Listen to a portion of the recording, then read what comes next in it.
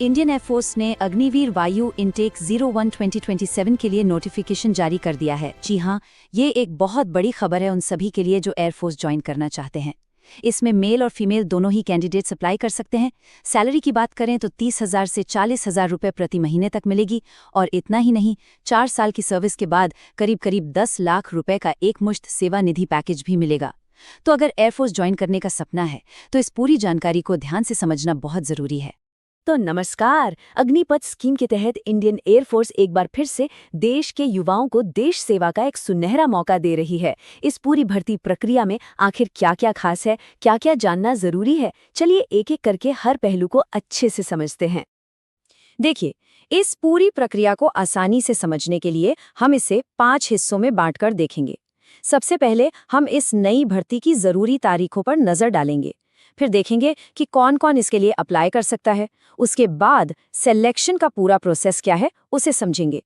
फिर सैलरी और करियर में आगे क्या मौके हैं, इस पर बात होगी। और आखिर में सबसे जरूरी बात, अप्लाई कैसे करना है।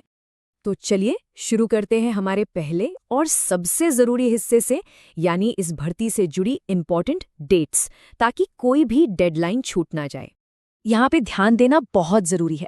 देखिए, ऑनलाइन फॉर्म्स भरने की शुरुआत होगी 12 जनवरी 2026 से और इसे भरने की आखिरी तारीख है 1 फरवरी 2026, तो ज्यादा समय नहीं मिलेगा। इसके ठीक बाद ऑनलाइन एग्जाम 30 और 31 मार्च 2026 को होंगे। तो इन तारीखों को कहीं नोट कर लीजिए, ये बहुत इंपॉर्टेंट है। ठीक है, तारीखें तो पता चल गई, लेकिन अब अगला बड़ा सवाल ये है कि भाई इसके लिए अप्लाई कर कौन सकता है। तो चलिए अब एलिजिबिलिटी क्राइटेरिया यानी कि योग्यता की शर्तों को डिटेल में समझते हैं। सबसे पहले और सबसे जरूरी चीज, एज लिमिट। कैंडिडेट का जन्म 1 जनवरी 2006 और 1 जुलाई 2009 के बीच हुआ होना चाहिए। मतलब अगर डेट ऑफ बर्थ इस रेंज में आती है तभी अप्लाई कर सकते हैं। आसान शब्दों में कहें तो एनरोलमेंट के टाइम पर कैंडिडेट की उम्र 21 साल से ज्यादा नहीं होनी चाहिए। अब आते हैं एजुकेशनल क्वालिफिकेशन पर। यहाँ 3 रास्ते हैं, तो ध्यान से सुनिएगा। पहला, अगर कोई साइंस स्ट्रीम से है तो 12वीं में फिजिक्स, मैथ्स और इंग्लिश में मिलाकर कम से कम 50% मार्क्स होने चाहिए। दूसरा ऑप्शन है 3 साल का इंजीनियरिंग डिप्लोमा। और तीसरा, अगर कोई साइंस के अलावा किसी और स्ट्रीम से 12वीं पास है तो उसके टोटल 50% मार्क्स होने चाहिए और साथ ही इंग्लिश में भी अलग से 50% मार्क्स होना जरूरी है। अच्छा, अब बात करते हैं फिजिकल स्टैंडर्ड्स की। हाइट की बात करें तो मेल और फीमेल दोनों कैंडिडेट्स के लिए मिनिमम हाइट 152 सेंटीमीटर रखी गई है। और हाँ, मेल कैंडिडेट्स के लिए चेस्ट कम से कम 77 सेंटीमीटर होनी चाहिए, जिसमें 5 सेंटीमीटर का फुलाव भी जरूरी है। तो अगर एलिजिबिलिटी क्राइटेरिया पूरा होता है तो अगला स्टेप आता है सिलेक्शन प्रोसेस का। ये मेनली 2 फेज में होता है।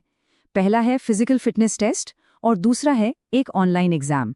फिजिकल फिटनेस टेस्ट यानी पीएफटी में क्या क्या होता है वो देख लेते हैं। रनिंग की बात करें तो मेल कैंडिडेट्स को 1.6 किलोमीटर की दौड़ 7 मिनट में पूरी करनी होगी और फीमेल कैंडिडेट्स को यही दौड़ 8 मिनट में पूरी करनी होगी। दौड़ के अलावा मेल कैंडिडेट्स को 10 पुशअप्स, 10 सिटअप्स और 20 स्क्वाट्स करने होंगे। वहीं फीमेल कैंडिडेट्स के लिए 10 सिटअप्स और 15 स्क्वाट्स रखे गए हैं। फिजिकल टेस्ट क्लियर करने के बाद आता है ऑनलाइन एग्जाम। अब देखिए, जो साइंस स्ट्रीम वाले हैं उनका पेपर 60 मिनट का होगा, जिसमें फिजिक्स, मैथ्स और इंग्लिश से सवाल आएंगे। और जो साइंस के अलावा दूसरी स्ट्रीम से हैं उनका पेपर 45 मिनट का होगा, जिसमें इंग्लिश, रीजनिंग और जनरल अवेयरनेस के सवाल होंगे। अच्छा, एक और बात, जो कैंडिडेट्स दोनों स्ट्रीम के लिए एलिजिबल हैं वो 85 मिनट का एक कंबाइंड टेस्ट भी दे सकते हैं। अब मार्किंग स्कीम को समझना भी बहुत जरूरी है। सीधा सा हिसाब है, हर सही जवाब पर मिलेगा 1 नंबर, लेकिन हर गलत जवाब पर 0.25 मार्क्स कट भी जाएंगे, यानी नेगेटिव मार्किंग है।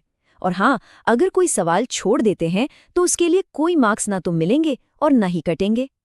तो चलिए, सिलेक्शन प्रोसेस की बात तो हो गई। अब आते हैं उस हिस्से पर जिसका सभी को इंतजार रहता है, सैलरी, बेनिफिट्स और फ्यूचर में क्या मौके मिलेंगे।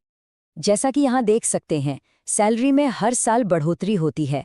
पहले साल में मंथली सैलरी 30,000 रुपए से शुरू होती है, दूसरे साल में बढ़कर 33,000, तीसरे साल में 36,500 और चौथे साल में ये 40,000 रुपए प्रति महीने तक पहुंच जाती है।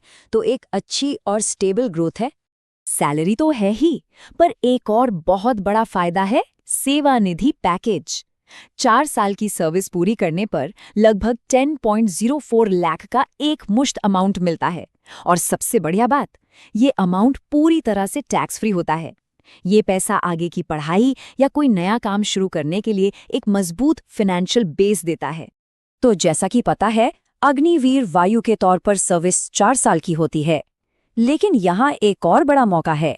इन 4 सालों में परफॉर्मेंस के आधार पर 25% तक अग्निवीरों को इंडियन एयरफोर्स में परमानेंट कैडर में शामिल होने का मौका मिल सकता है। चलिए, सारी जानकारी तो मिल गई।